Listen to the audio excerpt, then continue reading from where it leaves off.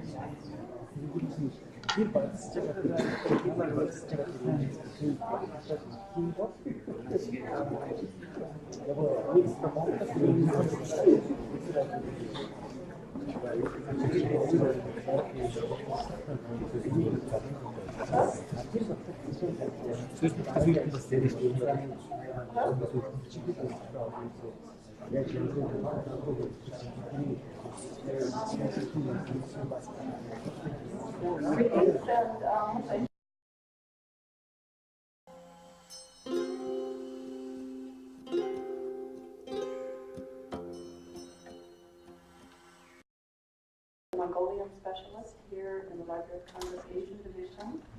And on behalf of Dr. Dongfang Shao, the Chief of Asian Division, who happens to be away from the library this week, and Dr. Chi Chu, the Head of Scholarly Services, who is acting in his absence this week. Thank you, Chi. The Asian Division is delighted to welcome you to the afternoon session of the 11th Annual International Mongolian Studies Conference. A special thanks to His Excellency Ambassador Alton Gerel and the staff of the Mongolian Embassy and the Mongolian Cultural Center, especially our friend Cyril, for bringing such a distinguished group of scholars to the library today. We are especially honored to have Ambassador Alton Gerel begin the program with the presentation. And now I just welcome Ambassador Alton Gerel. Thank you.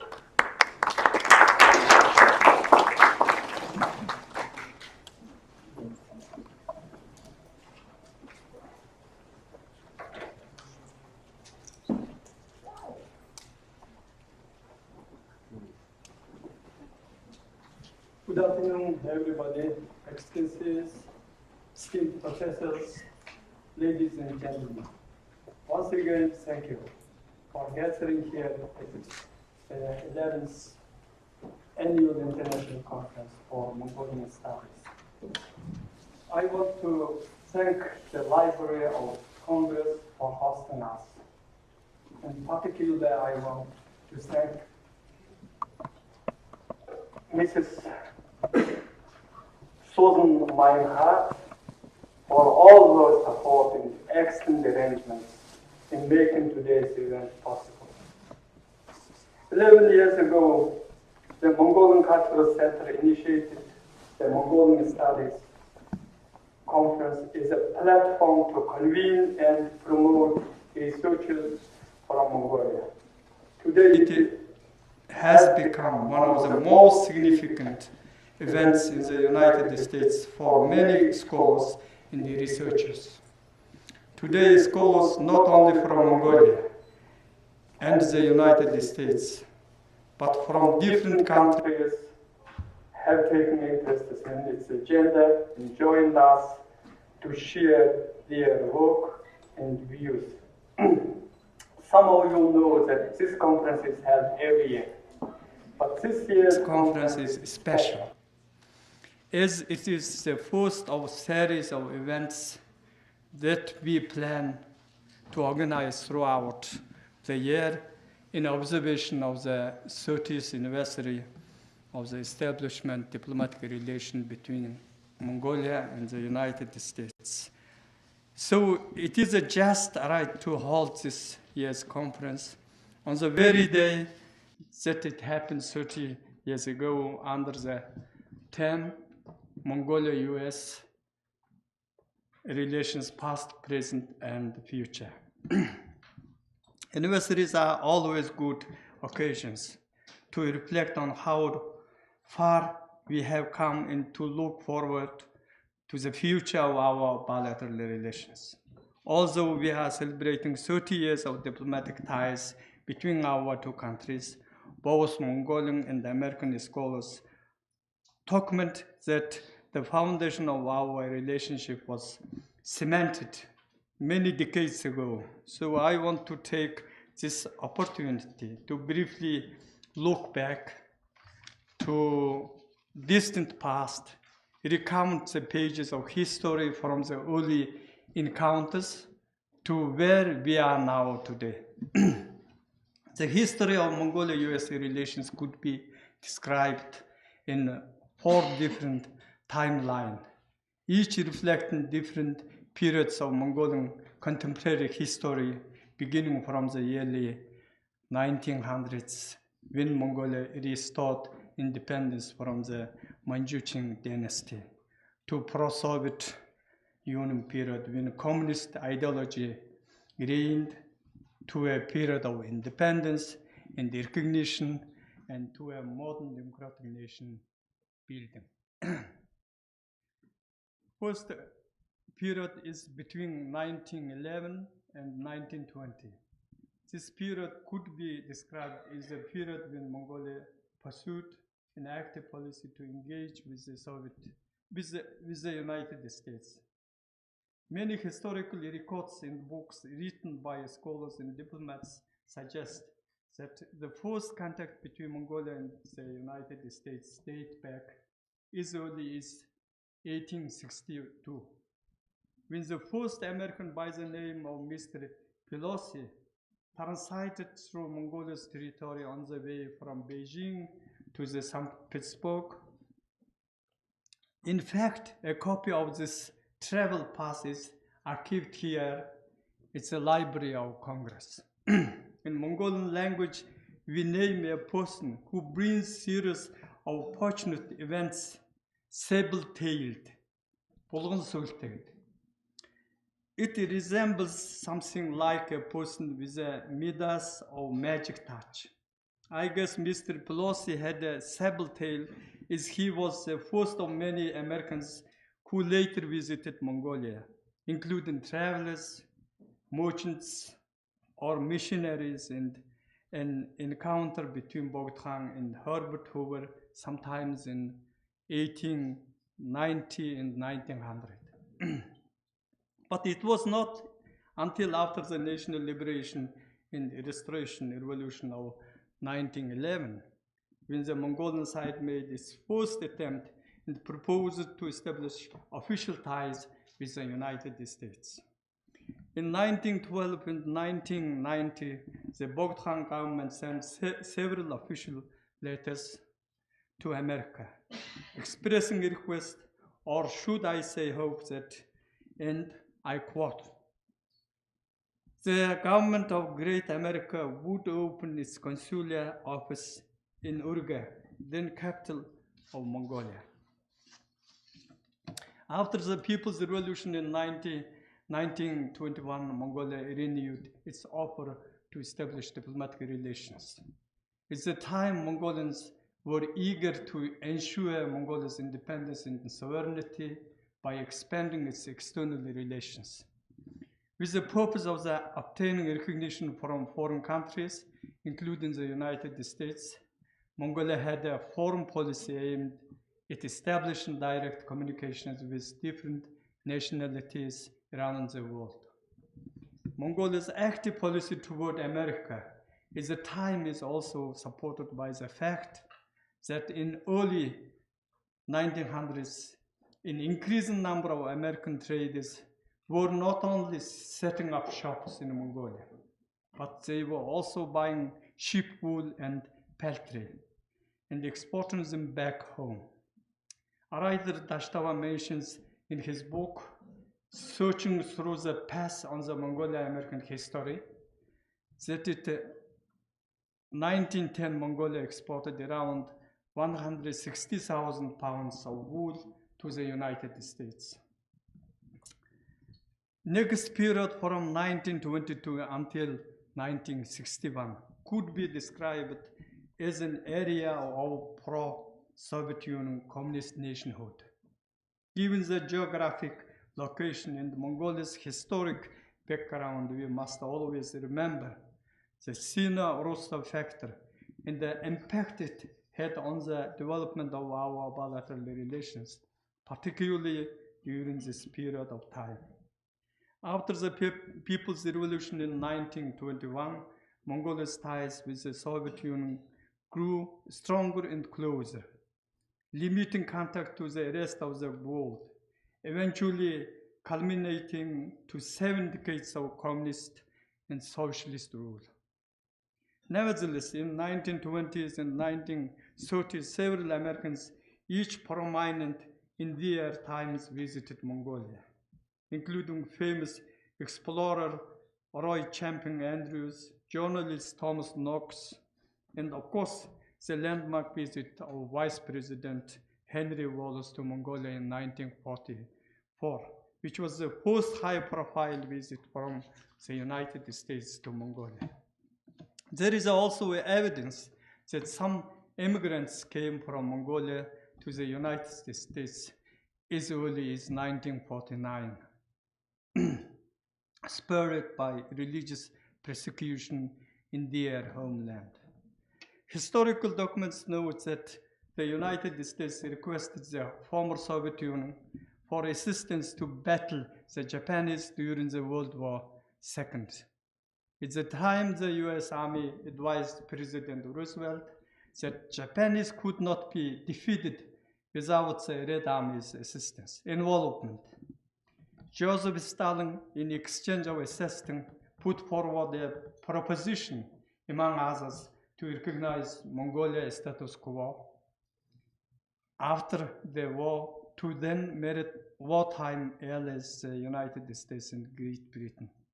President Roosevelt had very little interest in Mongolia, much less its status quo.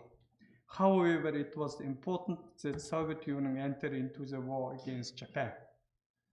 Thus, an agreement among the three leaders was reached in Yalta in February 1945, and thanks to this innocuous proposition, Mongolia maintained its status quo. The Yalta Agreement was significant in paving the way to ensuring gaining our independence, as it became clear later that what Stalin meant by the status quo when he pressured the Chinese to recognize Mongolia's independence. But then again, it may not have been as innocent as it sounds. Some say that Stalin's ultimate goal was to keep Mongolia under Soviet Union control. Mongolia during 1962 and 1987 was politically and economically orientated towards the former Soviet Union. In 1961, President John Kennedy initiated negotiations on recognition of Mongolia's independence, which led to our accession to the United Nations. But President Kennedy was also the one who had decided that United States would not extend diplomatic recognition to Mongolia. Records documented in a book called Kennedy's Quest for Victory say that this decision by him was influenced by protesters from then Taiwan leader Chiang Kai-shek's supporters in the United States Congress, who has the concern that recognition of a communist Mongolia would tip eventual recognition of China. At the same time, President Kennedy saw no reason to try to keep Mongolia out of the United Nations. He made a deal with Chiang Kai-shek on two accounts. One, that the United States would veto to block communist China's admission to the United Nations. Two, that it would not vote for Mongolia's membership in exchange for Chiang Kai-shek's promise not to veto Mongolia's admission. On October 27, 1961, Mongolia became a member of the United Nations, with both the United States and Taiwan abstaining. But by the 1970s, United States' interest in Mongolia was somewhat growing. Americans started taking close consideration into Mongolia, with increasing interest in exploring Mongolia's landscape, mineral wealth, and the communist society, while Mongolians were keen to learn new technology and new lifestyle from the United States. The 1980s was time when the nations around the world were drawing closer together, and conditions for enhancing their relationship were taking shape in line with trends of human society and advancement, in particular with the requirements of economic and technological progress. By the early 1980s, Mongolia had established diplomatic relations with more than 100 countries, including the United Kingdom and France. Mongolia's foreign policy was changing, which we call a second phase of foreign policy of Mongolia. Although mutual interests and desire to establish diplomatic relations between the two countries gradually gained momentum, it was not until the 1980s that talks on establishing formal ties between Mongolia and the United States became possible.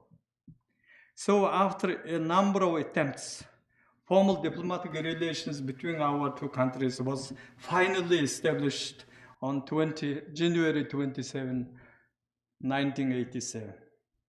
The day was marked by the signing of documents by United States Secretary of State George Shultz and Mongolian ambassador to the United Nations, Mr. Nimdo, in the treaty room with the United States Department of State, setting the foundation for mutual opening of embassies,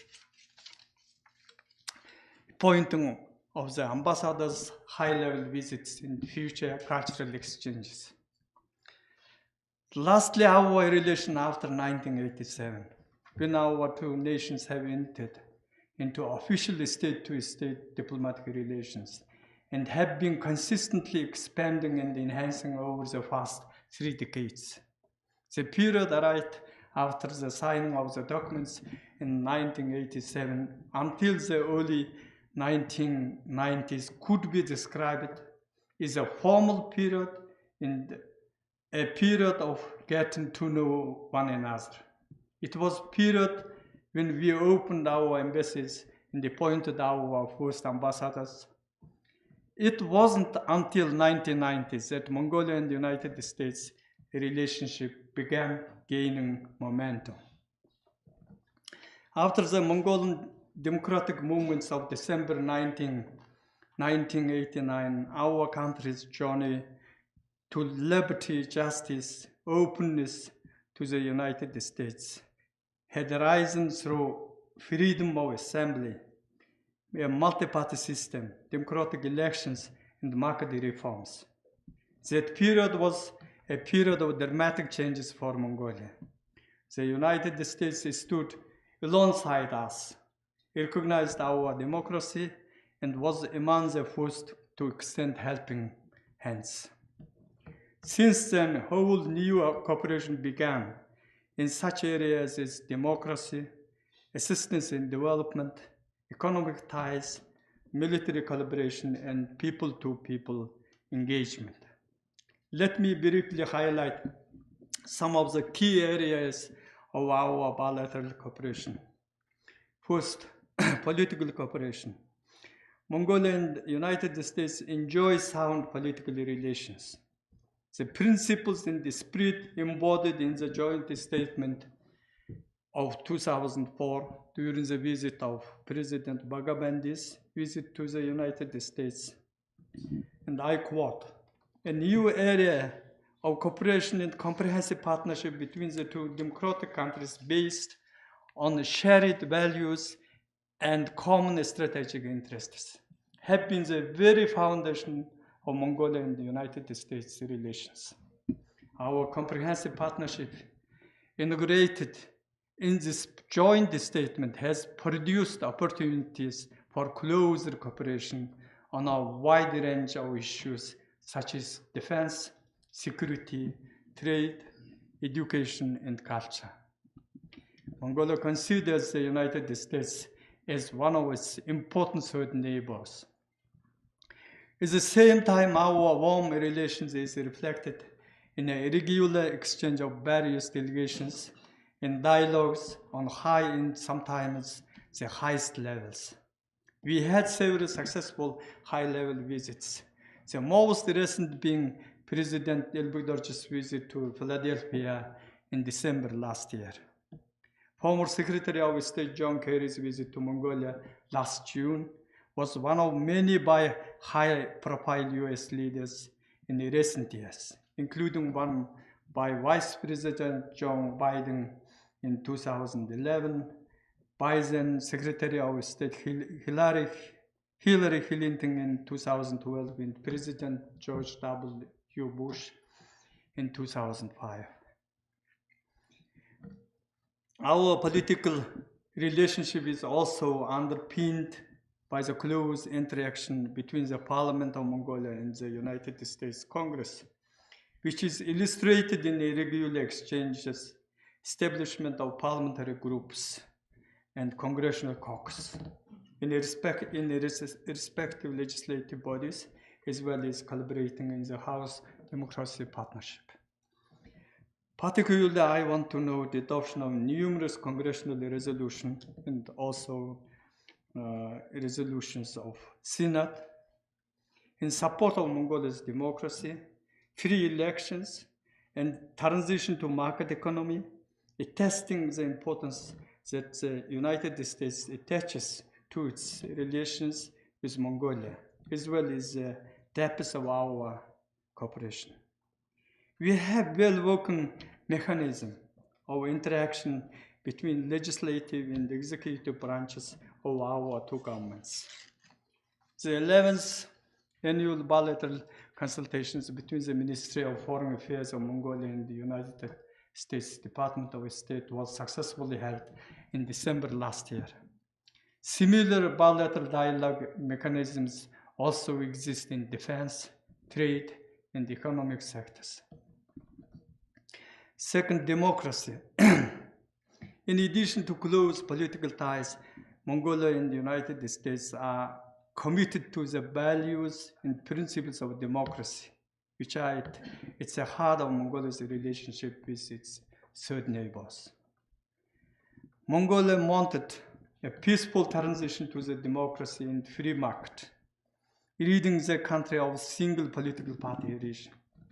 Last year, Mongolia celebrated the 25th anniversary of its first free and fair elections, which ushered in such democratic norms and universal principles as human rights and accountability, freedom of press through our Constitution.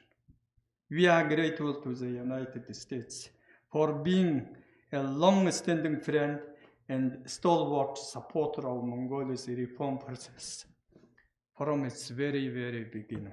Today, Mongolia and the United States are united in the efforts to protect and promote the very values and principles of freedom, democracy, and human rights that have benefited the peoples of both our countries, nations.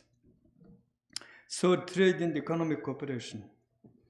In the early 1990s, our economic cooperation was mostly focused on development assistance through the launch of economic programs focusing on trade and investment, technology transfer, and education.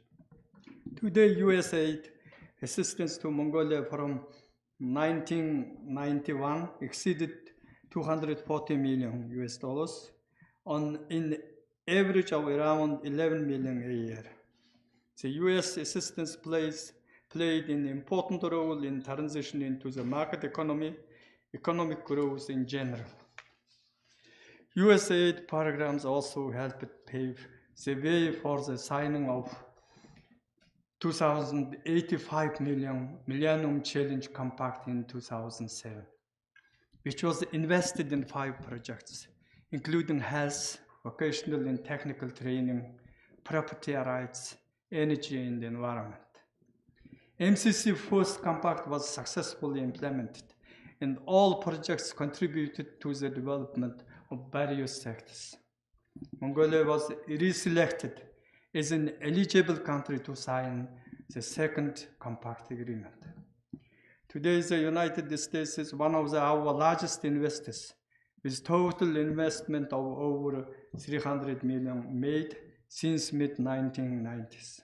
we think that US should invest more into Mongolia, guided not only by economic benefit philosophy, but also guided by the geostrategic interests. Mongolia's trade with the United States is expanding, and we are engaged on economic and commercial issues across the board. But, we have good possibility to expand our trade, but unfortunately, if, for example, we have 2012 trade turnover between the two countries was more than 500 million. Now, last year, our trade turnover only 110 million. But we have, I think, in the future, we have very good possibility to expand and enlarge our trade turnover. The two countries signed the transparency agreement in 2014, and I am happy to announce that both sides signed and exchanged letters certifying that each side has completed their respective applicable legal requirements and procedures for the agreement to enter into force on March 20 this year. The transparency agreement will help to improve and deepen our trade relationship to the benefit of both of our economies and businesses. It will also help improve the confidence of American as well as foreign investors in Mongolia is a market. As I previously mentioned, we had commercial ties even before we established diplomatic relations. So why not work together to expand further it? With TIFA and economic policy dialogue, we have a sound consultative mechanism. North America Mongolia Business Council is our strong advocate linking Mongolian and American businesses. And now with the transparency agreement ready to enter into force, the legal foundation for active cooperation is certainly reinforcing. For defense cooperation, cooperation in the defense sector between our two countries, I should say, is the most notable.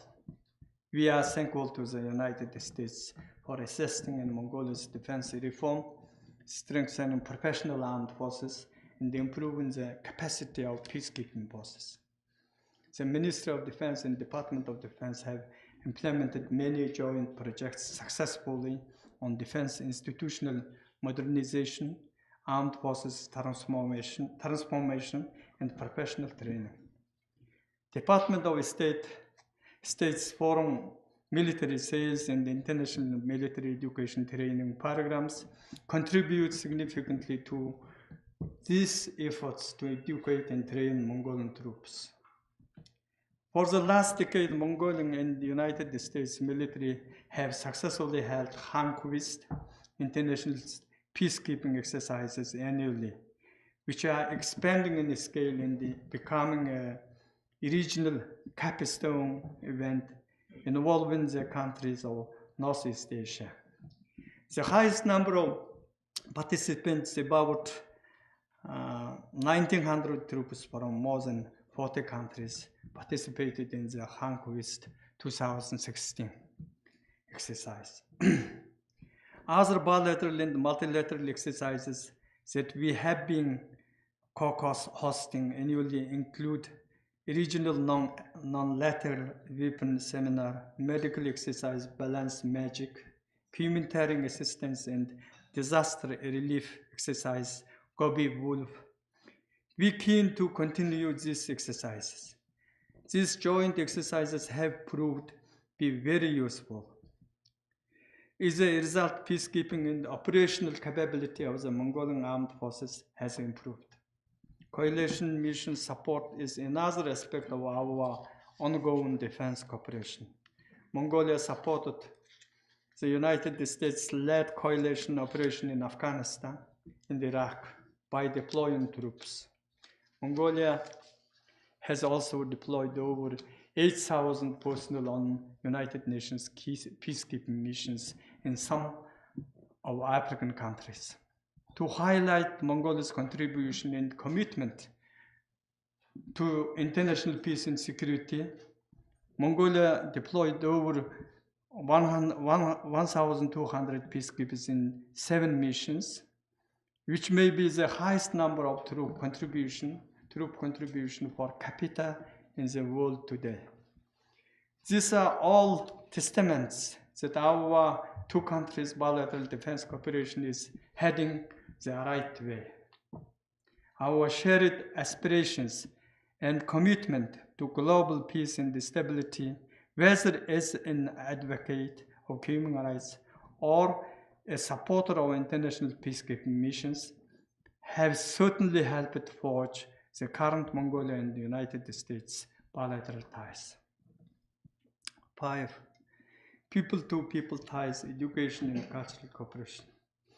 Through the service of U.S. Peace Corps volunteers and their collaboration with Mongolian counterparts, host families, community members, friends, and supporters of our two nations have been forever connected.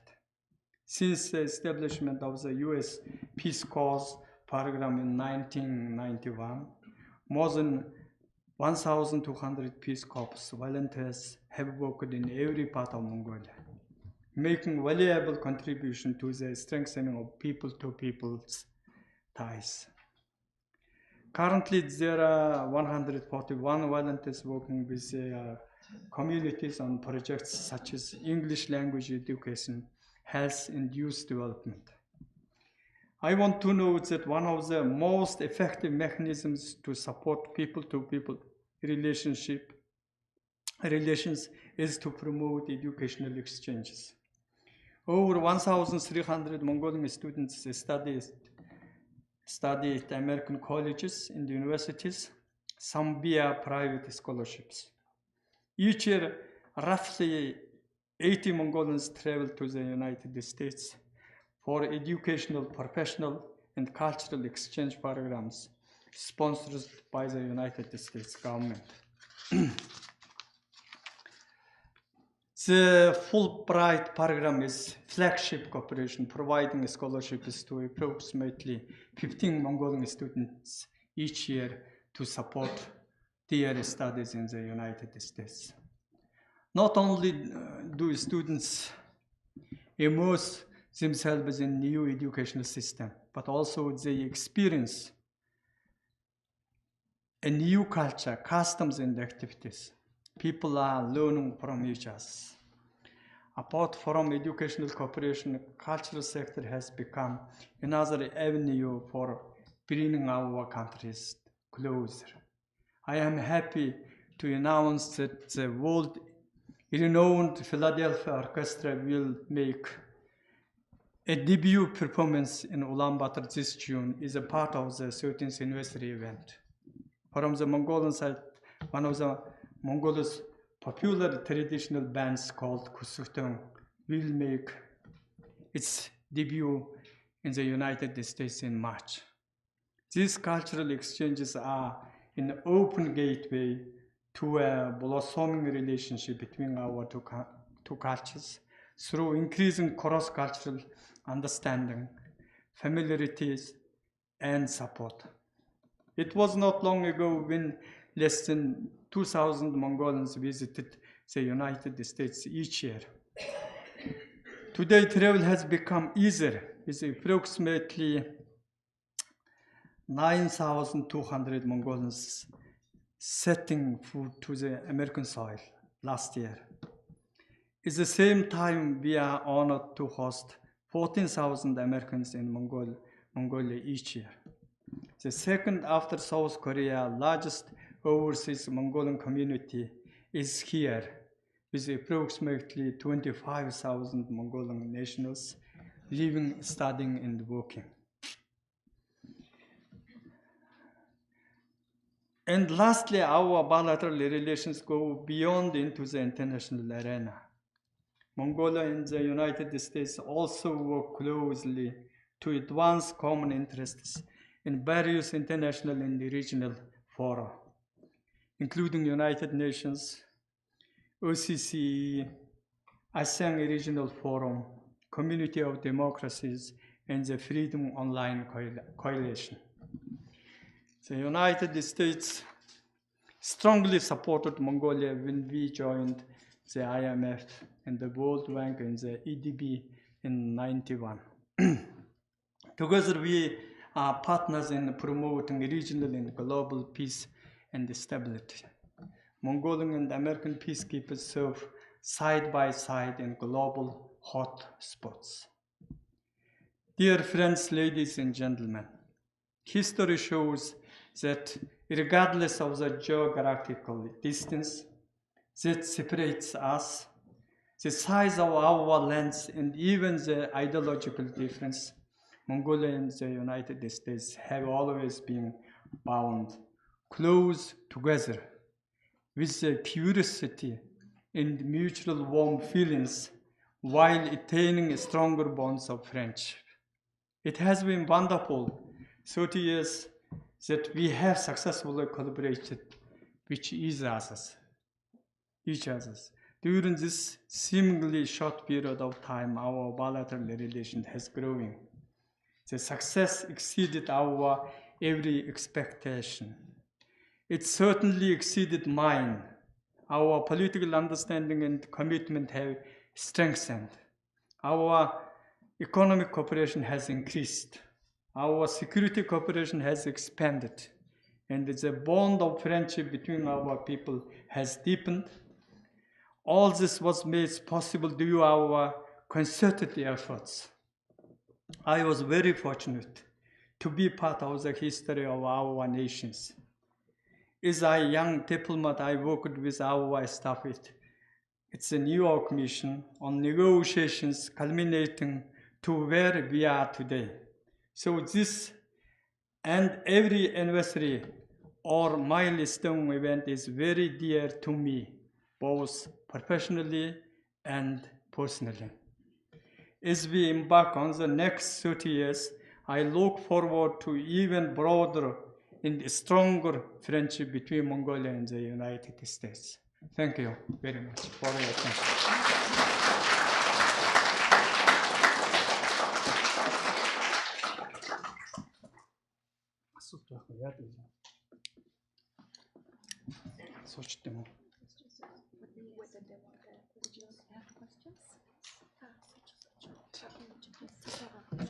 Okay. Yes, okay. We have time for a few questions to our ambassador here. First swirl. Very nice introduction as always for diplomatic relations and history. And I have two good questions. The first question is now we have been in the diplomatic relations 30 years, and now it's very significant moment. I think both in the Mongolian side we have a new administration in the foreign relations, and new administration is here. So how do you look at our future, the near future, this relationship with two new administrations? So the question is, you talked about this 30 years history of diplomatic relations. If you say, in your opinion, what is those most significant events that happened in those 30 years?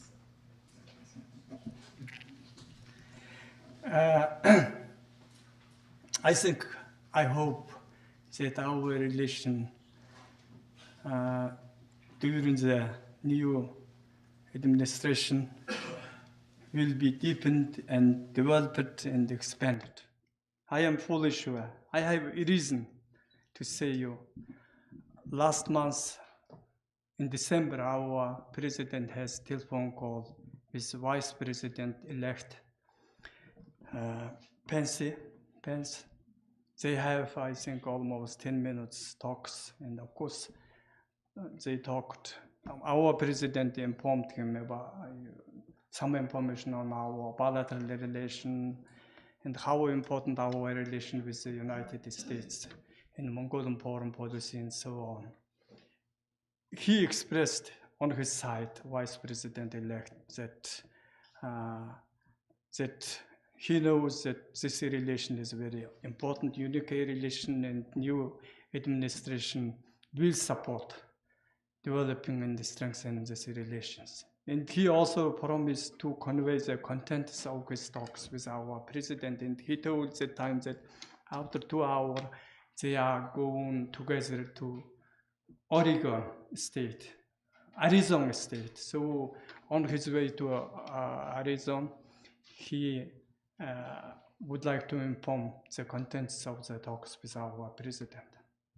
But I have good chance to meet with President Trump 2 times, shortly meetings, short meetings. But I could inform him also. And today's economic situation in Mongolia, and in this case, as you know, we really need the economic and financial support on new administration. And also, I asked him that not only economic financial support, also political support, very important in this time. So he told me what he told, that this relation is very important with my country. And he knows Mongolia, and he told that this is great country. He told twice. So, so I would like to say you that during this new administration that our bilateral relation will be strengthened and deepened and developed in the future. Second question about the most significant events during this 30 years. Many events. But I would like to say you, of course, the visit of President Bush in 2005, it is very important in our bilateral relations. I think also these resolutions supporting Mongolia and democracy in my country, approved by 2 houses of Congress, is also very, very important. And also our joint memorandum, which paid the main principles of our bilateral relations, also very important, which was signed during the visit of President Bagabandi to the United States 2004. So many things important, but I just would like to say this, to point out these 3 events.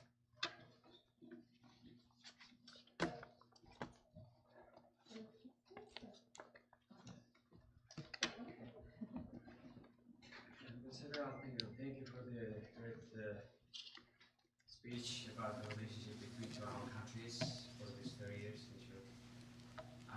My question is, okay, I'm also with the Mongolian Community Association of Washington DC area, and my question is like, for these very few years you worked here in America as an ambassador, what you have achieved that you think that was really most significant? We have worked, we know we've been working with the Asian ambassador, and then it's really getting better and better to work with a very Mongolian embassy and between the Mongolian community. So I know you're a humble man, but you gotta.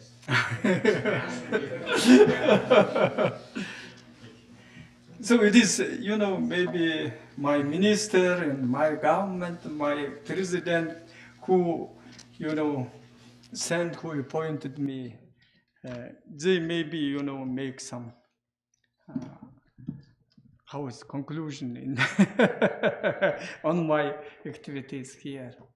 But I would like to say only one thing. I am very happy when I arrange it and when I, you know, have talks on the reselection of Mongolia for the second compact, Millennium Challenge. So this is very important because this second compact is also very important, and this is also a lot of money. It is at least 300 million. It is not small money. So I am happy I negotiated this on this compact, second compact. Thank you very much.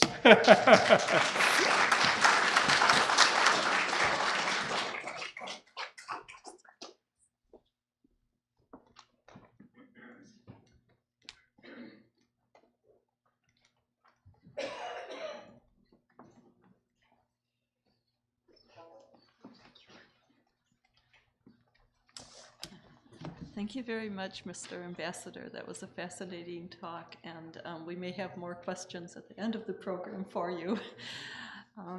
For now, I would like to introduce Dr. John Williams, who is Professor of Political Science and Asian Studies, Principia College in Illinois. His talk is The First Draft of History Has a Poor Memory, the Taloa Hutuko in American Journalism. John Williams first visited Mongolia in the summer of 1995 and has returned 8 times, conducting field research and leading undergraduate and adult study programs. On one trip, he joined geologists from the Science and Technology University and wandered the fringes of the Gobi for a month. On another occasion, he was able to conduct public opinion field surveys west of Tsetselek. Professor Williams is chair of Political Science Department at Principia College in Elsa, Illinois. It is, which is in the middle of the United States, just north of St. Louis, Missouri. He is professor of political science and Asian studies. His law degree is from George Washington University, here in Washington at the other end of Pennsylvania Avenue.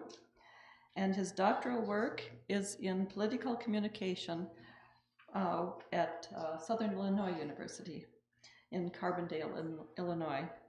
His love is Asia, but his research area is mass media and political communication, including press freedom, both in the United States and abroad.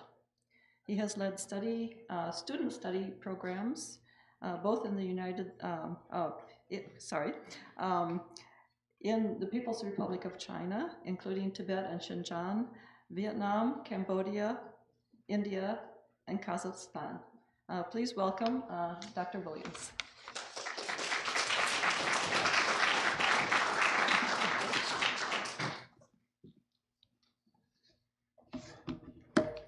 Mr. Ambassador, thank you very much. And my thanks to the Embassy of Mongolia, the Mongolian Cultural Center, and to the Asian Division of the Library of Congress for sponsoring this afternoon, and to friends and colleagues. Some of you know Bill Fitzhugh, I think, of the Smithsonian Institution, and I have crossed paths. I won't say that Bill and I have crossed paths because I honor him. I put my arms under his when we meet. And I can remember a number of years ago when we were at a conference, probably in Philadelphia, and Bill introduced me to another colleague, and he said, "Watch out for John, because he'll get involved in whatever you're doing." And the way to explain this is to take a biblical parable and apply it to Mongolia. And the biblical parable is the warning about letting the camel into the tent. But I'll do it this way. Be careful about letting the camel's nose into your ger, because pretty soon he'll move in and displace you. Well, Sarul, he let me into the tent, and here I am, standing as your keynote speaker, which I've never done in my long career. I don't say it illustrious career, but it has been long. And that relates to the topic, which is really history is memory. That's not there. But as we write our history, and there are historians among us, that becomes our memory of what occurred. The title of our conference is The Relations Between the United States, Past, Present, and Future. The historians among us are responsible for preserving the memory, we hope with some level of accuracy and reality. For some of us, we're engaged in preserving the information today, and I will speak about journalism, because we will be making decisions in the future. My true love, honestly, is teaching, and I've done that for over 30 years, and I love these young people.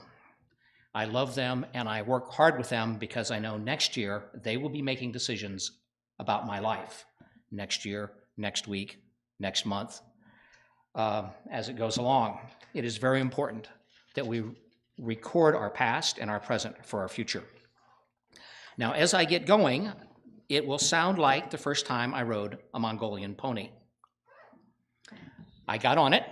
Having ridden in the United States, I did all the right things that were absolutely wrong. And of course, all the wranglers were horrified. You don't put your feet that way. Why not? Because you're going to get thrown off, and you put your feet that way, you'll break a leg. You ride with the expectation of falling off? Of course, you ride with the expectation of falling off. We all do it. You wouldn't be a Mongolian rider if you aren't prepared and don't regularly fall off. So I may get moving as quickly as riding on a Mongolian pony. And those of you that have ridden for the first time, they don't go where you want them to go, no matter what you say, regardless of the language. I will try to stay with my script. Journalism, and I'm talking about the present, has been referred to as the first draft of history.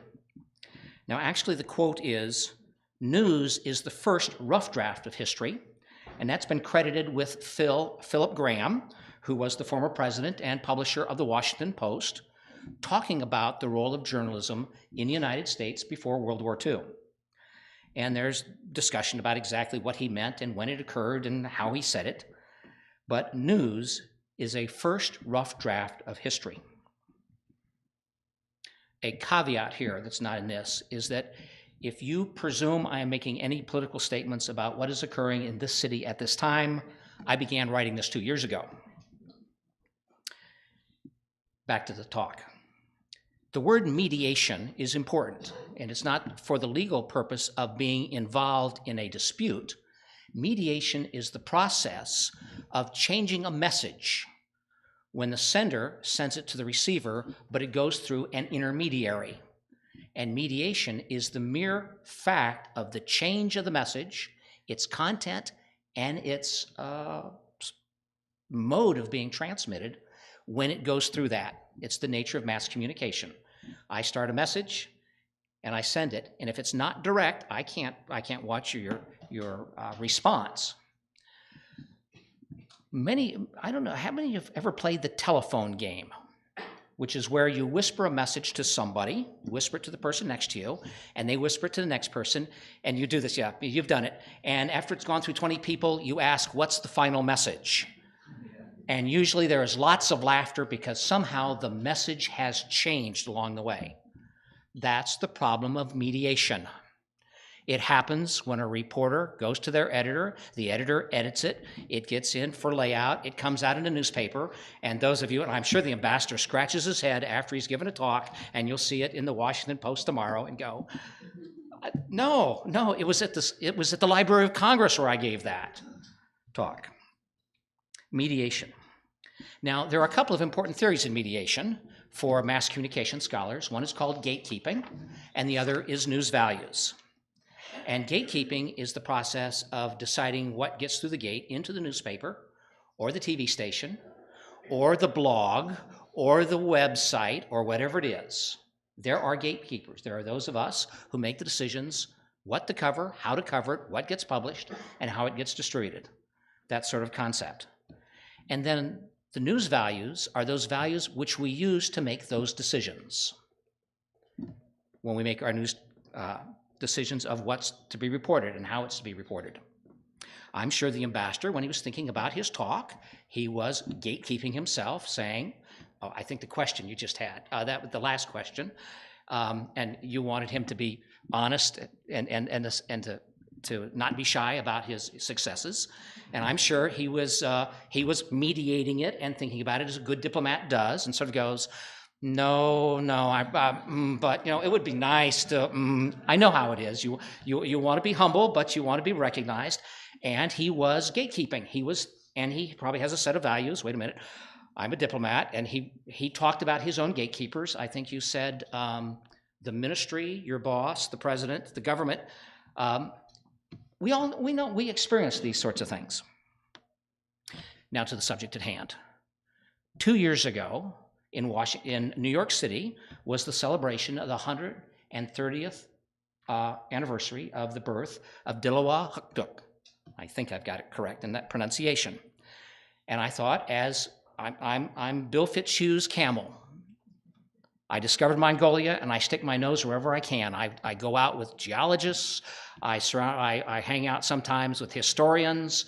I just sort of, I'm the most inquisitive camel on earth, and I do it as fast as a Mongolian pony.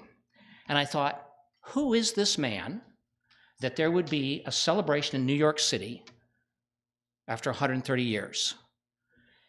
Now, I don't do Wikipedia. I tell my students you should not do Wikipedia, so I don't do Wikipedia, although sort of type it in. But I did go to Google, and I typed in the words the letters D-I-L-O-W-A. And the first thing that pops up, because some gatekeeper at Yahoo or Google made certain judgments about the algorithm of how you get your word up, the first entry is a short history by Mr. Needham of about 1968. It's a short history, and I was reading it. I'll give the citation in a moment, about, this is a fascinating person. He came to the United States after World War II, and he lived here amongst us for a while, and I want to learn more. And so the natural thing for someone who understands mass communication is to go out and read the first rough draft of history. That's what this ride is about. The first rough draft of about how America records the history of the Dillawa. Badly.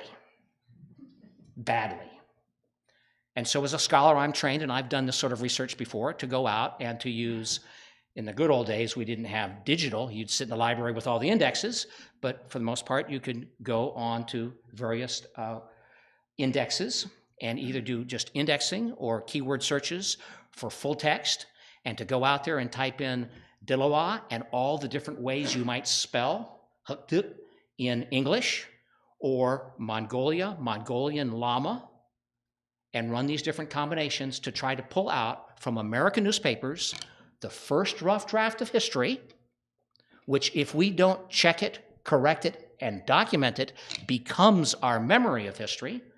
Who is this man? And I'll tell you the story. This man, his name is Owen Latimer. What? No, he's not. Yes, he is. No, he's not. The first rough draft of American history on the life of the Dillawa in the United States is the story of Owen Latimer. And I'm going to take you on that quick visit. Now, I'm presuming most of us know even more than I do about the Dillawa. And I will quote briefly from Wesley Needham's essay from 1968 in the Studies in Comparative Religion, very quickly, just so you have a sense for newcomers like myself.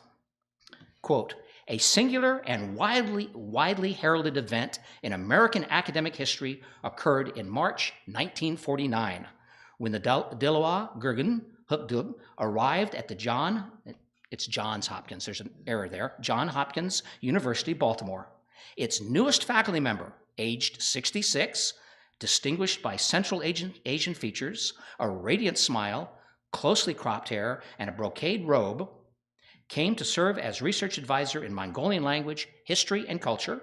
Greeting this erudite Mongolian in Washington, D.C. on his arrival from Nanking was the Professor Owen Latimer, director of the Walter Hines Page School of International Relations. They had been friends since 1931 when they first met in Peking." Now, Professor Latimer, participated in translating the Dillawa's memoirs up to his fleeing the communist regime in Mongolia. And in a summary of that, here's another introduction from a summary of the memoirs. The Dillawa fled to Inner Mongolia following his trial for leftist deviations, and after the Japanese invasion of Inner Mongolia, moved to Chongqing, and in 1946 to Lhasa. In February 1949, he joined Owen Latimer. Owen Latimer's name's going to show up all the time here. The Dillawa ought to just change it to Owen Latimer and get the credit for it. At Johns Hopkins University. The community of scholars working on the Mongolian program there, and in particular Professor Latimer himself, suffered greatly and were scattered during the McCarthy era. The Dillawa spent his remaining years first with the Kalmuk refugee emigres in Philadelphia, and then with the American Buddhist Friends in New York, dying in April of 1965. Briefly, Owen Lattimore, a few thoughts on Professor Lattimore.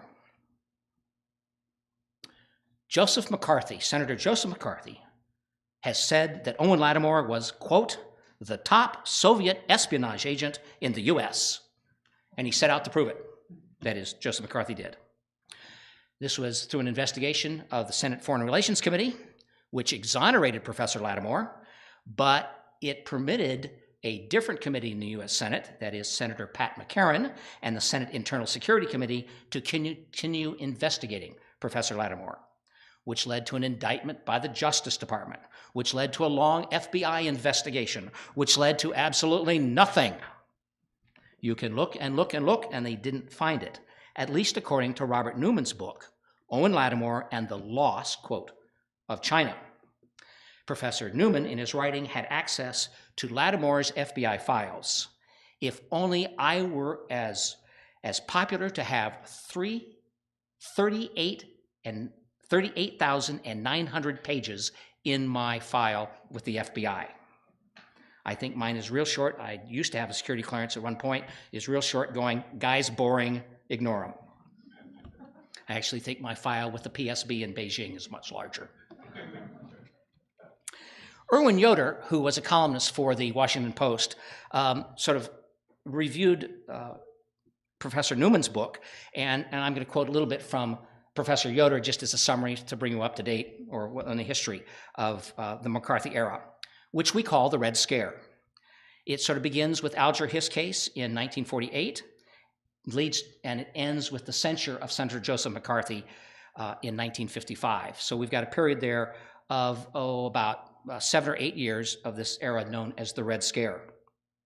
We date Senator Joseph McCarthy and his influence from a speech February 9th, 1950. He was speaking before the Ohio County Women's Club in Wheeling, West Virginia. That has got to be real confusing. You think you're in Ohio and you're actually in West Virginia. Ohio County Women's Club in Wheeling, West Virginia, and the senator stood up and waved a piece of paper, and according to the only newspaper account, he said, I have here in my hand a list of 205 that were known to the Secretary of State as members of the Communist Party and who nevertheless are still working and shaping the policy of the State Department. End of quote. And that's what the American newspaper reporter wrote down. He got the quote correct. That's objective reporting, correct? We don't know what was on that piece of paper. It could have been his wife's shopping list, for all we know. American reporting that day was truthful but inaccurate. The senator said those words, I have in my hand. That press report was truthful. But they didn't say what was the contents in his hand. And over the following weeks, the senator changed his mind on the count. He said it was 57. No, it was 81. No, it was 10. And at the end of the investigation, the answer was, we didn't find any one of them. Sir? Now, Owen Lattimore was one of the victims of the search. I think I'm presuming most of you know a little bit about his history, and I will leave it to you, but this is what Erwin Yoder says about Professor Lattimore. And this is a quote from the Washington Post, and afterwards you can go, they got it wrong. Mongolians deem Lattimore the most distinguished Western student of their remote land. Lattimore and his wife, in youth, followed most of the ancient caravan routes of Central Asia, seeing the sights, savored the food and talk and customs of these exotic and little-known territories. Lattimore clearly had an experiencing nature. Now, we know that he was attacked and accused of being a Soviet spy during the Red Scare. He died in 1988, quote, full of years and honors, his scholarly reputation unimpaired by this bizarre encounter with the McCarthyite hysteria. But in the last 3 decades of his life, he felt more comfortable living in Europe than in the US, understandably. The difficulty for this is that when Lattimore moved to, I believe it was Oxford, he loses the regular contact with the Dillowa. And these two men were very close friends during the first decade of the Dilawaz residence in the United States. Now, quickly, my methodology is I tried to find every accessible database I could, particularly for the elite media in the United States. That is the media we consider the record of our history, newspapers of record, not official ones like a gazette, but those we respect over time for documenting history, and we respect generally their accuracy and their reliability and their strength as an historic document. The easiest way to describe all of this to you, and I do have copies of the paper, I'll probably bring them back to the embassy to distribute, is to tell a story on myself. That in the mid-1990s, I was looking back at the Falklands War, when Argentina invaded and tried to retake back the Malvinas, and thinking, why was that a surprise? I was also wondering why our invasion of Grenada and our invasion of, let me get to it, of Panama seemed to be a surprise. Now, the Argentines invaded Grenada in 1982, and the result was the collapse of the Argentine government. Of course, the British saved the Falklands, but the Argentine government actually collapsed as a result, and Margaret Thatcher's political career was resurrected. She was not popular at that time, but this is the point where she becomes the Iron Lady, and she goes on to rule happily with Ronald Reagan. Operation Urgent Fury, 1983, the invasion of Grenada under Ronald Reagan, and Operation Just Cause, 89-90, which brought down the regime of Manuel Noriega. And I'm wondering, how come those three things took the American and British people by surprise? Where was the media? Where were the newspapers? And I did this, and I was just in graduate school at the time, and I went and I tried to track down every article on the leading newspapers, magazines, journals in both nations, the United States and in England, for all three of those events, for an entire year before all three of those events. And there was so little. There was no clue. The leading newspapers and journals and magazines of Great Britain and the United States had failed, in my mind, to educate the American and British people that these events were coming. They're events in which our sons, and nowadays our daughters, might lose their lives, that governments fell, that the future of diplomacy changed. And I went to a fellow who I knew who had been, at the time, the chief correspondent for Latin America for the Christian Science Monitor, a very respected newspaper. He was there for 25 years and one of the most distinguished Latin American correspondents. And I took Jim aside and I literally pounded on his chest and said, "You failed your readers. You failed your citizens. You failed democracy." He said, "What are you talking about?" And I laid out my research and he said, "You're right. Now let me explain gatekeeping and news values to you." I was there in Buenos Aires. I was in Havana. I was in Panama City. I was in Grenada. I saw it coming. I wrote about it. I wrote this much about it. And I sent it to my editors. And guess what? As you know, in a democracy, most media is private and is based on turning a profit. And you turn that profit by delivering a product that your readers want and by advertising. And you get more advertising dollars because you deliver a product that your readers want. And if you can have more advertising space, you can get more advertising dollars, and you put in material that your readers want, and that did not include stories from Buenos Aires, Panama City, London, Grenada, wherever it may be, about some islands in the South Pacific or some tourist spot in the Caribbean, because the news hole is only this large. That was such a fascinating explanation that James Nelson Goodsell and John Williams went on to present 3 joint papers and publish an article on this, where I do the scholarship and I accuse the media, and he says, "You're right, let me explain the institution and how it happens." And that's a simple way of describing, in lay terms, these problems of gatekeeping and news values. Let me list some of these, and maybe you want to apply it to home. Real quick, I won't spend time to explain them, but I will go through them. Impact. Does the story have impact?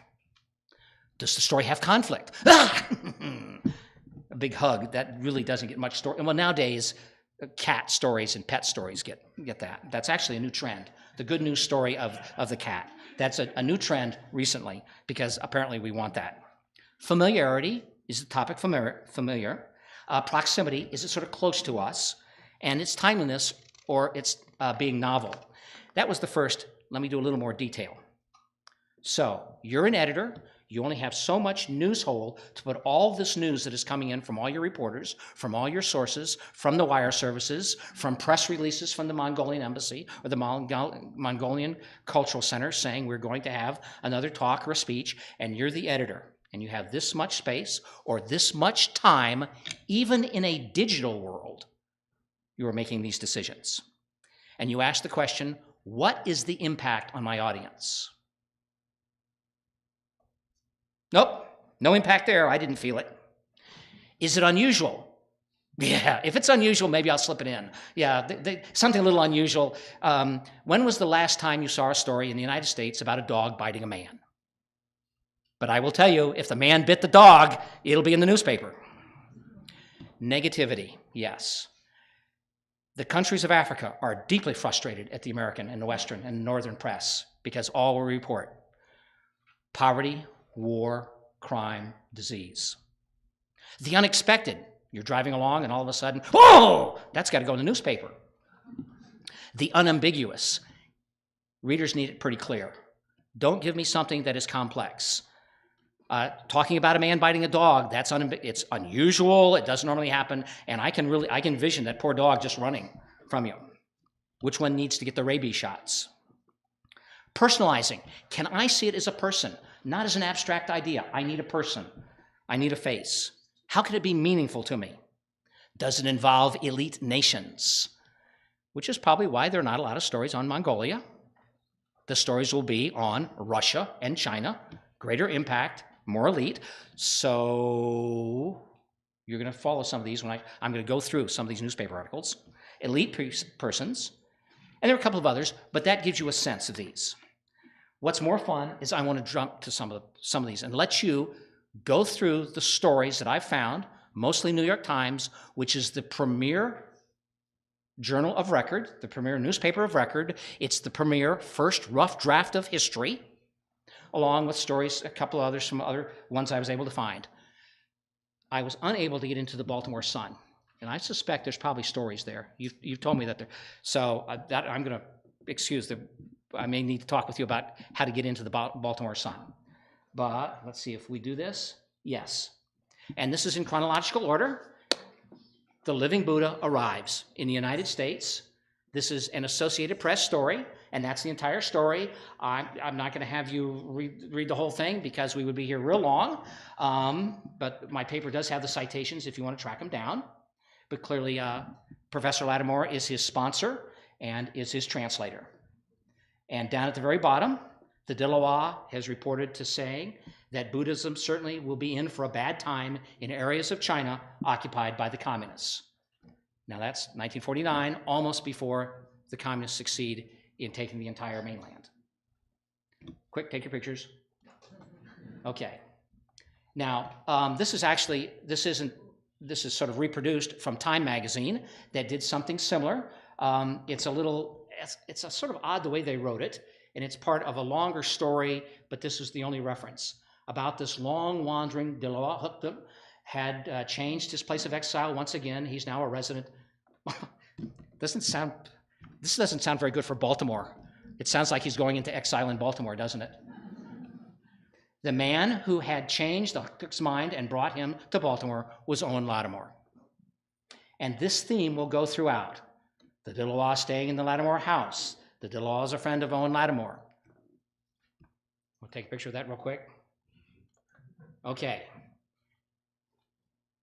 I found nothing in the intervening couple of years, and this is where Owen Lattimore now is being called before the Senate committee. 2 articles on the day of the Senate committee hearing, April 7th, 1950, one by Harold Hinton, who was an old Soviet scholar at GW University long after this that I took a class from. And this is the beginning of the story, talking about Professor Lattimore under oath, denied the charges made to him by Senator McCarthy. And this is sort of a feature story. There's a news story I'll show you in a moment. And embedded in it is a reference to the Dillawa.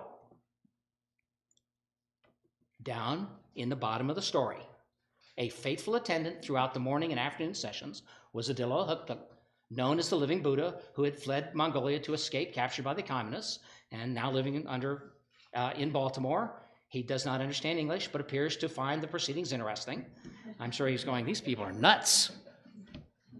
And then he consented to a photograph with Mr. Lattimore and Senator Millard Tydings, the Democrat of Maryland, who was the chairman of the subcommittee. And of course, this is how you personalize a story. You describe what they wear. The living Buddha was wearing a native robe of dark red. And in attendance were Professor Lattimore's parents, by the way. Here's the other story. It starts on the front page of the New York Times, and it's great. They came face to face in Washington. Conflict. That's what you want. You want conflict. You want something familiar. It's in the front pages. You want an important nation. You're a sellout to the communists. That's Russia, Soviet Union, China, the monolithic bloc, and Professor Lattimore and Joseph McCarthy. And they set the two pictures side by side, front page of the New York Times. It's like a Western cowboy shootout, it looks like. Well, here's the other side, and here's Lattimore denies that he was ever a Red. Tydings clears him. Professor tells Senate inquiry. McCarthy is a willing tool of the China lobby. Chairman backs witness. It all goes down. This is the second part of the front page story. And then if you go inside, there is a photograph of the Dillawa and David and Mrs. Lattimore. These are the parents. And they're sitting, supporting their son and their friend. And there's just a little reference. The only reference here is a caption that goes sort of describing who the three people are and how they sat and seemed to be interested in what was happening. 1950, the son of Owen Lattimore, who is also a David, invites the Dillawa to come up, and I've taken this off the web. I couldn't find the original copy of it. It's from the Harvard Crimson, 1950, talking about a 1,100-year-old living Buddha who had 17 chances to enter, I thought they were going to say Harvard, but enter heaven, but preferred to return to earth to help others, visited college, and stayed with Lattimore's son, David, who is the Dillawa's godson, which shows you the personal family, sort of familiar relationship between the Dillawa and the professor. And the story goes on and describes certain things that you might find in an alumni magazine. The Dillawa isn't physically so old, God's son David Lattimore explained, but his soul is the 18th reincarnation. Let's see, I think I put the second page on there. In part, I wanted the second page because it refers a bit to the relationship with Owen Lattimore again. And I think the last paragraph is sort of the cute human interest one. The Dillawa stayed with Lattimore in Adam's house yesterday. When asked how she would let the Lama in without a necktie, which I gather is a requirement back then, the checker at the Adams House dining hall emphasized the need to make exceptions sometimes, which was probably she was going through gatekeeping and her news value saying what is appropriate in the circumstance. The point that I'm making with these is these stories are not about the Dillawa. They're about Owen Lattimore, and here is an interesting side note. Several years later, there is a meeting of the Far Eastern Association in Boston, and it's a long story in the Christian Science Monitor of all sorts of things. And the last paragraph, this is the last paragraph. Oh, by the way, Professor Lattimore was there, and he's talking about things. And you'll note in the middle of the article, his talk was exclusively cultural, and he made no comment on the political situation in the Far East whatsoever. And I'm sure he's saying, sure, my gatekeeping is telling me my news value is don't say anything that gets Joseph McCarthy angry because he's still a U.S. Senator. And then a little talking about the work that Lattimore is doing with translating documents, religious materials from Mongolia, and of course, down at the bottom with Mr. Lattimore is Dillawa Huktuk from Outer Mongolia. And there's a picture on the second page of the two, sorry, it didn't come out, as they're chatting at the conference.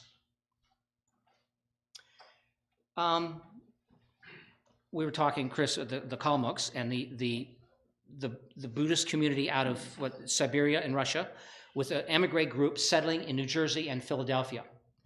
And the Dilawar moves, as Lattimore leaves the United States, the Dilawar moves to Philadelphia and then eventually to New York City, and he's supportive of Buddhist activities and serves as a religious, officiating at religious affairs. So the Lattimores are still in the United States when the Kalmucks dedicate a small temple. It's a very humble building. There it is, in New Jersey. And here's the fascinating paragraph describing His Holiness Dilawar Huktuk, called the living Buddha and corresponding in the Buddhist hierarchy. And this is where you sort of go, I wonder if they edited the rough draft of history. Corresponding in the hierarchy to a member of the College of Cardinals in the Roman Catholic Church, held a 90-minute religious ceremonies dedicated to the temple. And then read the last paragraph there. Also attending the dedication were Countess Alexandra Tolstoy, the daughter of the Russian novelist, Professor Owen Perlbach, the American author, and Professor Owen Lattimore of Johns Hopkins University, and Mrs. Lattimore, and a bunch of little students following along. I know what that's like, bringing students to conferences.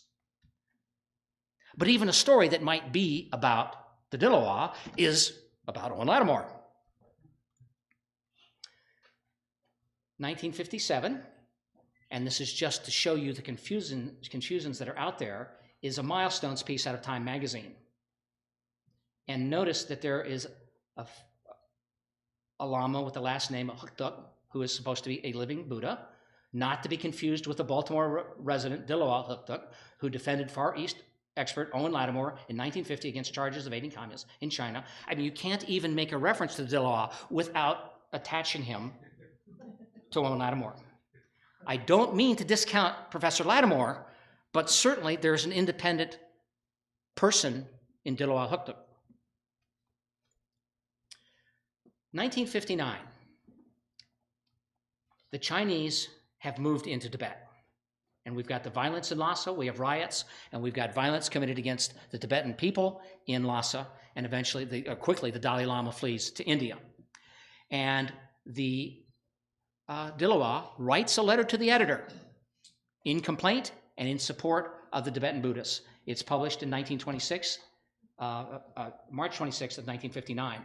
And the following day, there is an article about the Kalmucks and others protesting. What the community did is write letters that they sent to, let's see, down at the bottom, they sent it to the US State Department, to the United Nations, to the Prime Minister of India, Nehru, to the governor of New Jersey. I'm not sure how the governor of New Jersey could help, but they were sending these letters of complaint on behalf of the Tibetan people in Lhasa being oppressed by the Chinese. And then we jump to 1969, and there are a set of stories about the passing of the Dilawar. His life is sort of either Owen Lattimore or his passing. Buddhist leader ill. What is fascinating about this article, it becomes, even though it is talking about his illness, now he doesn't die this year, but it is one of the most lengthy articles and talking about him personally. The interviewer sat with him, asked about his life as a child, growing up, being identified as a living Buddha, eventually being a member of the government. He was a governor of a combination of provinces, one of the provincial governor, eventually his fleeing into China, to Tibet, and the United States, his talking about his religious views and how he views his role. Not until he's ill with eventually terminal cancer is anyone writing American history for the public talking about the importance of this man himself without using either the word Owen or Lattimore. A little bit, oh, no, it's there. Oh my goodness, right there in the story. David Lattimore, the son of Professor Lattimore, acted as the interpreter at the hospital. Oh, I can't get away from him. The day before the Dilawar's passing, in 1965, was another article, and I want you to note the first paragraph. The Dilawar Huktuk, highest-ranking Buddhist Lama in the United States, is dying in a teeny 3-room apartment in a shabby building just west of 3rd Avenue on 32nd Street. That may be an accurate depiction of his circumstances in his last days. But what I think it is the editor saying what will grab the interest of a reader who doesn't understand this man and his importance. oh, maybe the story of his circumstances will bring the reader in. It is a lengthier story with a lot of details and useful details, though it has a strange ending. On the stoop of number 204, a five-story building of old red brick and brownstone, a group of teenagers chatted yesterday over the sound of a skateboard rattling on flagstones. Did they know the man who was once the governor of a Mongolian province and the absolute ruler of 900 llamas, as well as miles of farm and pasture land? Did they know that? You mean, said a girl in her jeans and hair rollers, who is also his neighbor, the guy who always wears long black robe? And that's the end of the story.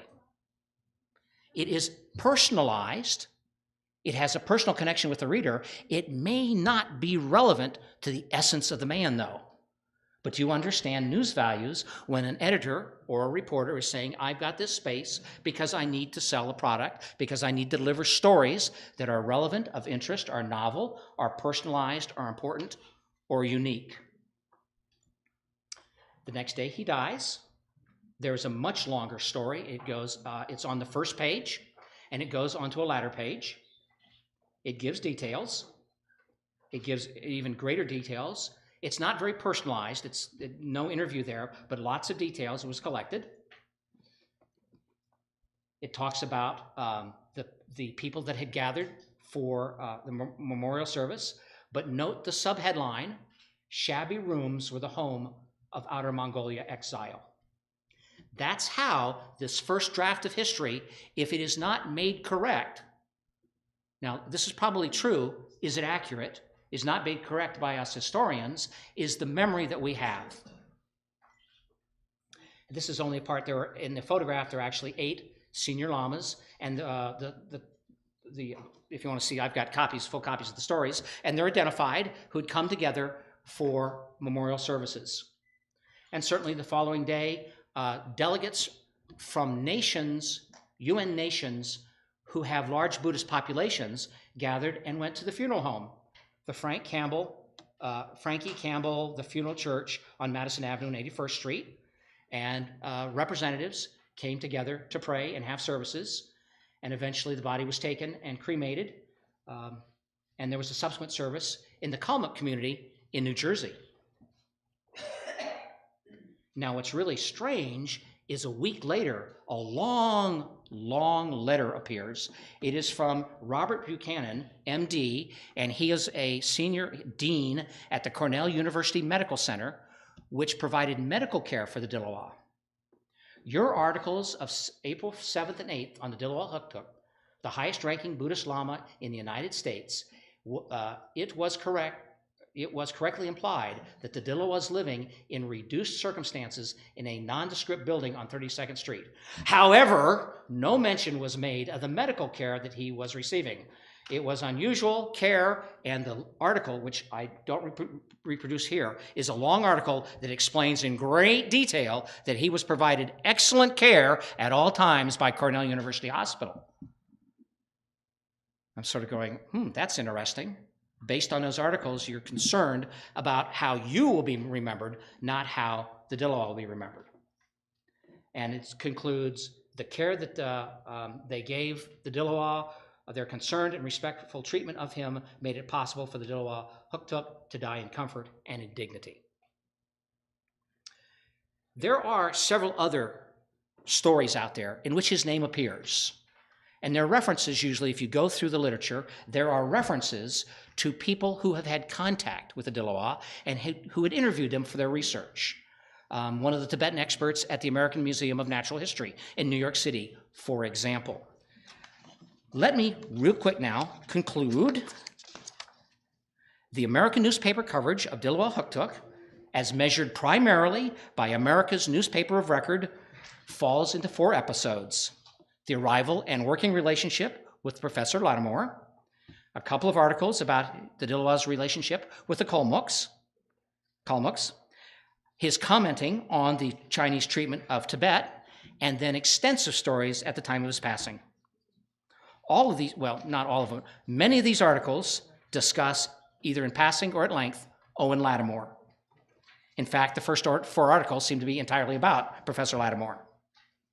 The depth of understanding and appreciation of the Lama comes on his passing with two excellent articles. They are ones that I would start any research with because they give detail, they give date, and they actually give his thoughts in quotes. The story choices, what to publish and how to publish, are readily understood in the context of gatekeeping and news values. This does not mean that American journalism gets it right or that provides appropriate treatment. For the early years, the story was of Owen Lattimore, and the Dilawar was context and novelty. In the middle years, the Dilawar was important for the local nature of the story and for the political story of China and Tibet. The last chapter is most readily understood by the tone of the stories, his reduced circumstances. This appeals to novelty, conflict, and sadly, negativity. The story of the Dilawar Huktuk, as covered by the American press, is only a rough first draft of history. Activities such as the memorial that was held 2 years ago and the writings of us as historians will help make that rough draft into really good, accurate, usable, memorable history. The theories of gatekeeping and news value explain the circumstances of the coverage, but they do not justify the treatment. It is up to us, all of us, to polish the drafts, improve the accuracy, and protect the memory. Thank you, everyone.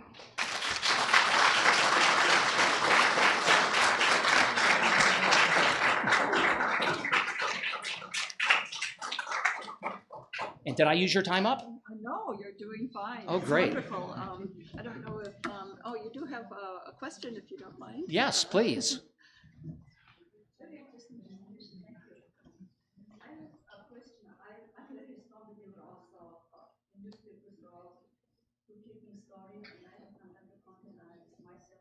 I love both of you. So my question to you is, how did you check yourself in talking from historical perspective when you found those stories? Well, how did you check yourself history from historic perspective? I know you are not historian of Mongolian. right. But for somebody who wants to do similar type of research perspective, I'm just wondering how that historical aspect need to be taken into consideration when we look at newspaper. Right. We have really good historians in this audience. We also have people who've lived history, such as the ambassador here who's got a couple of books of living the history that's been through. My first response is, I wouldn't even trust him as history. I start out, I'm the skeptic, because I'm sure he's gone through his own gatekeeping and news values. You certainly want to sell the books. You want to portray the story.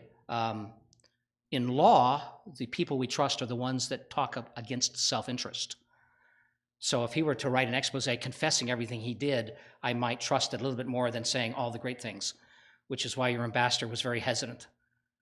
But to start off with, every one of us as historians, we need to be skeptical of everything. I'm not sure that any of this was inaccurate. There's some of these where one can literally go back, and this is where it's important for those of us who are historians who can get back to the location, particularly if it's fairly recent history, or get back to earlier and earlier documents. Professor Atwood, who deals with documents all the time, the steps you must go through in comparison. But for us as journalists, historians, multiple independent sources from different perspectives, always being skeptical, and get them to go on the record. The worst thing I think that's happened to American journalism is to accept anonymous. Because then you, as the author, it's your name on here. What's really great here, it's not my name, it's all the people I've footnoted, like Chris. You know, you can say, well, you got it wrong. No, Chris got it wrong, I just relied on him. Yes? That was the most fascinating presentation. I am from the Tamil community. Fantastic. And my mother, who recently passed away, wrote a wonderful article about her. She met the president of Mongolia when he came to Philadelphia, and she was invited to the press conference to meet him because she's over 100 years old.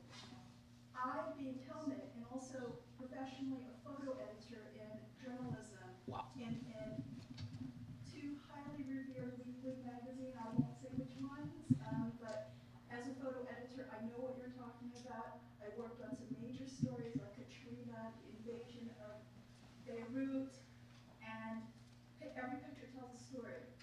when Rolex says we don't want that picture on the cover, guess what? We take out very powerful images.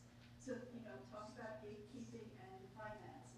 But your research about I can't pronounce his name, my mother would have loved to share some stories because I saw that you had Bakshin Menkrov, and we knew him. Wow. And she would have shared some stories from the 60s about how, you know, we revered him. So, anyway, thank you so much for all your investigation and your insights about journalism, sharing it with a wider audience. Save everything. Save everything. My wife refused to come because she knows I'm going to say the word save everything. The little historian in me is save everything. I wish I had interviewed my father with the wisdom that I have today. Documented. Save it. This is the horrifying thing in my family. Some of you may know the American composer Charles Ives.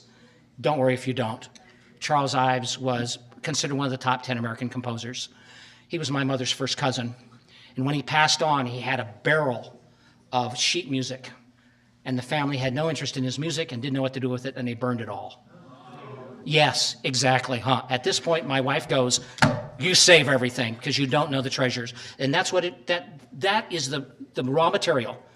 Now, what we save and how we save it and what's written down, if I were to, I see notes of my father, and they're really cute. I see notes of his military record. My dad was overweight. He was described as portly. That's a nice way of saying we want him to stay in the military because he's not overweight. He's portly. But I do know that my dad was an incredibly moral man, and that was one of the problems because he apparently, like me, has a big mouth and would say, that's unethical, it's illegal, I won't do it.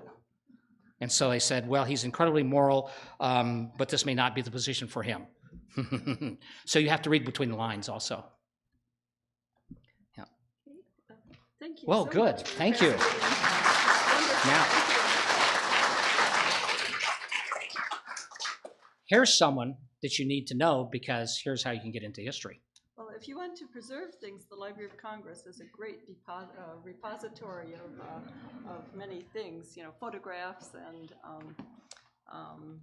documents and books. So we are a great place to look for things that may be hidden as well, which brings me to my presentation today. I'm going to talk a little bit about the Mongolian collection here. Because I hope many of you can make use of it. The Library of Congress is open to registered readers. Anyone can get a reader's card above the age of 16 and make use of our collections. So welcome. And I have done a small display of some of our rare items for this, especially for this conference. And I'm going to lead you over to the Asian reading room so you can look at them. After I give just a very brief introduction to the entire Mongolian collection for you. Let's get rid of this. Yeah. Sorry. I'm not offended at all. Where are you? All right. Where's mine? Down here. This is better, right? Yeah. Okay. There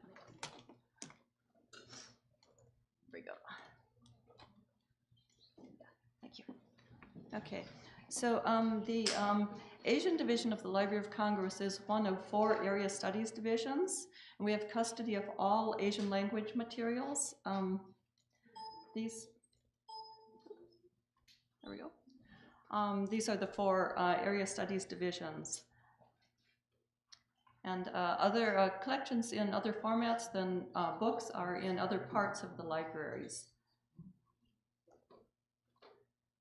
The Mongolian collection itself is in the Asian Division, and we currently have over 10,300 monographs, 170 serial titles, over 3,900 microfiche, 168 microfilm reels, and about 600 volumes of rare books.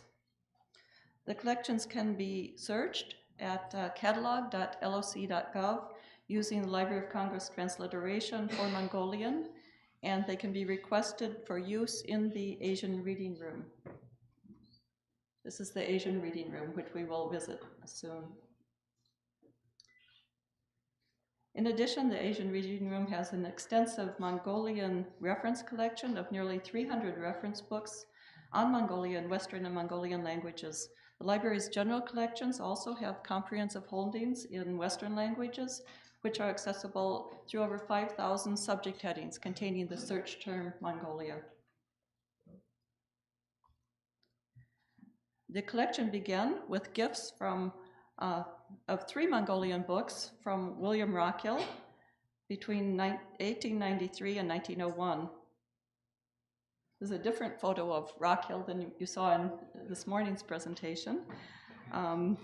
He was an American diplomat who became U.S. Minister to China 1905 to 1909, and later ambassador to Turkey and ambassador to Russia. However, before joining the Foreign Service, he studied Tibetan and Sanskrit in Paris and is considered America's first Tibetologist. He later traveled to Tibet and Mongolia between 1884 and 1901, where he collected the books donated to the library.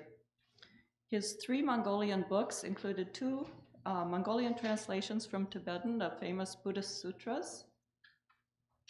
This is the first one. It's the illustrated manuscript of the Sutra of the Great Liberation, Tapa Chempodo. And the third book is a 14th century Tibetan historical work translated from Tibetan into Mongolian, Gelab Sawe Melung, the Royal Mirror of Genealogies. All 3 are on display in the first glass case that you'll see in the reading room soon, along with 2 Rockhill-related works, his diary and his biography. Other rare Mongolian collections were acquired from Bertold Laufer, German-born anthropologist who acquired collections for the Newberry Library and the John Crear Library in Chicago, which were later transferred to the Library of Congress in 1917. This included many 18th century xylographs of Buddhist canonical works, biography, history, classical medicine, and language. You will see one of the Laufer collection books in the display cases. Our rare Mongolian collection also contains special volumes such as this one, showing the beauty of the Mongolian manuscripts. This is the cover for a Diamond Sutra. And this is a 9-jewel sutra in Tibetan, but produced in Mongolia because it uses the 9 inks, alternating gold, silver, coral, pearl, turquoise, lapis lazuli, mother of pearl, iron, and copper. And finally, this is a manuscript copy of Danzan Ravja's Story of the Paper Bird. And the rare collections also contain reprint editions of both the Mongolian Kanjur and Tanjur, the major collections of Buddhist canonical texts translated from Tibetan. These were published by Lokas Chandra, the great Indian scholar in the 1970s, from the originals kept in Mongolia. As for digital resources, I would like to mention a set of Mongolian laws and regulations 1917 to 1940, some of which have been digitized by the American Center for Mongolian Studies and are available on their website.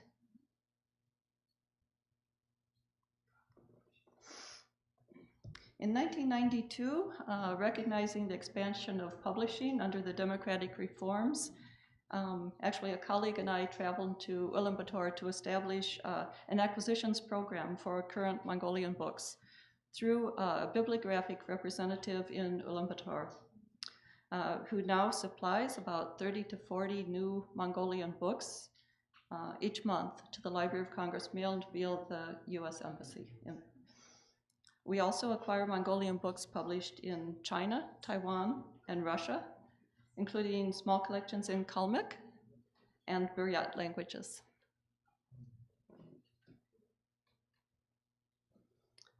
We acquire Mongolian newspapers, which are sent for microfilming in the Library of Congress New Delhi office. We currently are receiving five of these titles, but we also have unique holdings of several smaller newspapers which are long out of print, and we're currently working on cataloging those. These are a few samples from our serial holdings. A few of our modern books. I would mention that the Mongolian collection is very popular with visiting Mongolian scholars and officials, and we receive many visits each year from and new publications as gifts from visiting authors and officials. And we are especially grateful to former U.S. Ambassador to Mongolia, Jonathan Adelton, who is here with us today, for his large donation of Mongolian books, maps, and CDs. And he also donated to the library several special volumes published by the Ministry of Foreign Affairs on the occasion of the 25th anniversary of U.S.-Mongolia relations. So it's a very special donation, and we were very grateful for that. And also, within that donation, there were 2 hand-copied facsimiles of the manuscripts from the Mongolian National Archives, which you saw in Ambassador Altengerel's presentation. They were the first travel permits for an American, Mr. Pelosi, from 1862. And I have one of them on display in the glass cases in the reading room. Now, since this is the 30th anniversary, this is a picture of our program for the 25th anniversary, when Ambassador Adelton had just completed his book, which is also in our collections now.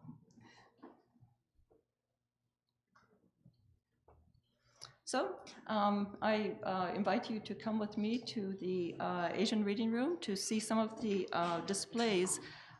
In addition to some of the items I've already mentioned, not quite yet. Wait. Excuse me. Okay.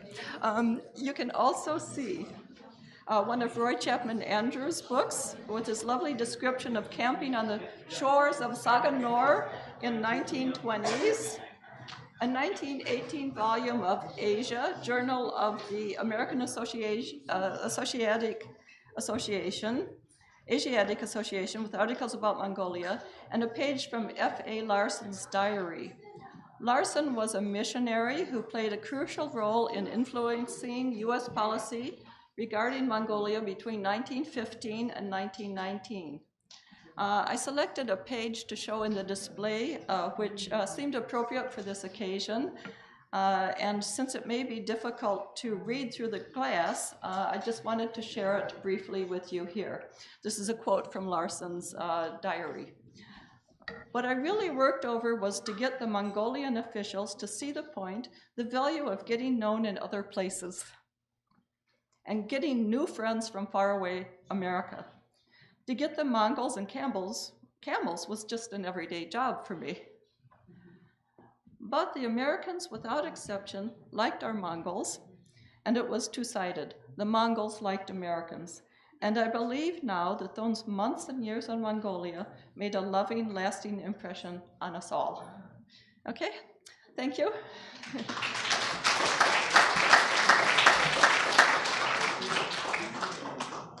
And you, feel free to ask questions while we're looking at the display.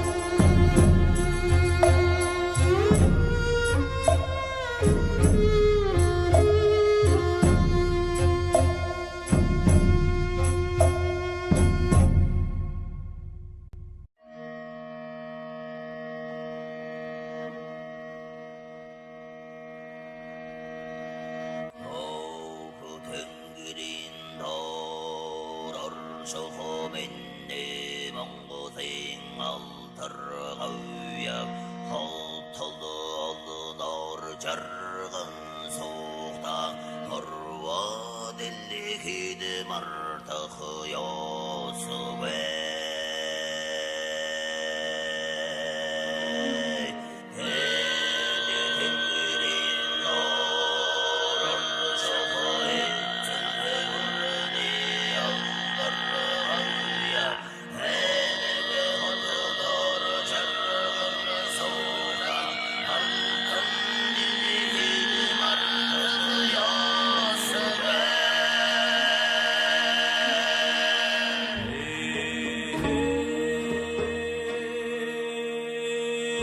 Thank you.